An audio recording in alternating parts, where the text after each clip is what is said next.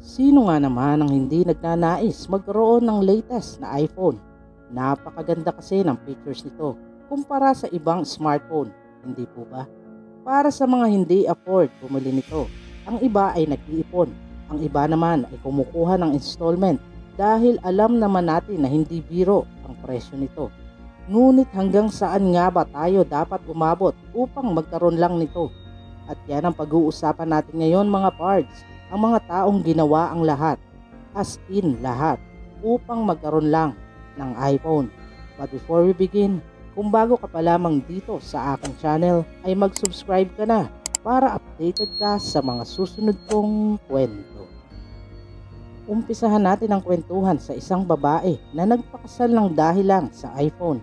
Ang babaeng ito ay humiling lamang ng iPhone 6 na ng mga panahong ito mga parts ay hindi pa nare-release sa market bilang dowry sa isang lalaki na nais siyang pakasalan. Hindi naman para sa kanya ang iPhone 6 na hinihingi niya, kundi para sa kanyang kapatid na lalaki. No iPhone, no wedding. Kung nasimplihan kayo sa isang to, ang sumunod ay medyo ikakagulat nyo. Hindi naman nabago sa ating pandinig ang usapang pagbebenta ng organs dahil sa kahirapan. Ngunit gagawin mo ba ito para sa isang telepono? Ang nanay ng 17 years old Chinese boy na ito ay nagtataka kung saan nakuha ng kanyang anak ang bago nitong iPhone dahil sila ay mahirap lamang. Nang tanungin niya mismo ang kanyang anak, gulat na gulat ito sa naging sagot.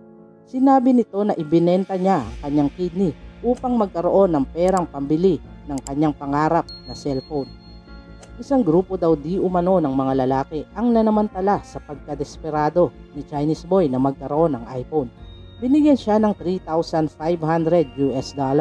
kapalit ng kanyang kidney na walang pagdadalawang isip naman niyang tinanggap ang binigay ng mga ito na hindi nalalaman ang panganib na maaaring idulot sa kanyang kalusugan. Ang sumunod naman ay isang bata na tinangkang patayin ng kanyang sariling ina ng 2 beses para lang sa iPhone. Yes, tama ang dinig nyo mga pards, isang bata, as in bata. Ang tinutukoy ko ay ang 12 years old na batang babae na nagtangkang lasunin ang kanyang ina sa pamamagitan ng pagpapainom dito ng inumin na may bleach. Dahil sa sobrang paggamit nito ng phone, napilitan ng kanyang ina na kumpiskahin ang gadget upang madisiplina at malimitahan ang paggamit nito. Inis na inis ang batang babaeng ito kung kaya't ito ay bumuo ng plano ng paghihiganti. Isang umaga palihim niyang nilagyan ng bleach ang paboritong smoothie ng kanyang walang kamalay-malay na ina.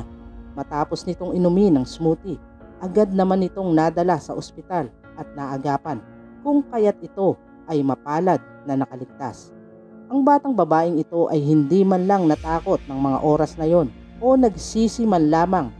Sa katunayan, makalipas ang 4 na araw, gumawa na naman ito ng ikapapahamak ng kanyang ina. Nilagyan naman ito ng bleach ulit ang inuming tubig ng kanyang ina. But this time, naamoy na agad nito ang bleach bago pa mainom ang nasabing tubig.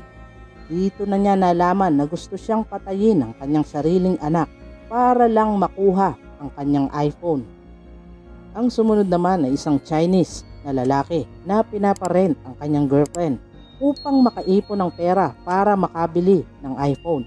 Ang nasabing lalaki ay tumayo sa labas ng university na may hawak na signboard at nakalagay dito kung magkano ang per ora. Take note mga pards, nakalagay din dito na bawal ang funny business at seryoso talaga siya sa kanyang gustong mangyari. Grabe, as in grabe. Ang pinakahuli naman ay ang Chinese couple na di umano binenta ang kanilang bagong panganak na anak. Ito na siguro ang pinakamatindi mga pards. Ang tungkol sa kanilang pagbebenta ay nakalagay na agad sa pahayagan bago pa man maipanganak ang bata. Nang ang baby ay dumating na sa 18 days old, tuwang-tuwa ang ama ng bata dahil nakakuha na sila ng buyer at tuluyan nang naibenta ang walang kamalay-malay na sanggol sa halagang $3,500. Nang malaman ng mga kapulisan ang kanilang ginawa at mahuli sila, tinanong agad ng mga kinauukulan ang mismong ina kung bakit nila ito nagawa. Ang sagot lamang nito, ay hindi daw niya alam na ito pala ay illegal. Hindi ba't mas grabe ito mga pards? Ano sa tingin nyo? Worth it ba ang mga ginawa ng mga ito para sa iPhone? I-comment nyo na lang po sa ibaba. At yun na nga mga pards, hanggang dito na lamang po tayo. Kung nagustuhan ninyo ang ating kwento ay pakiclick na po ang like at magkita-kita po tayo sa susunod kong upload. Maraming salamat po.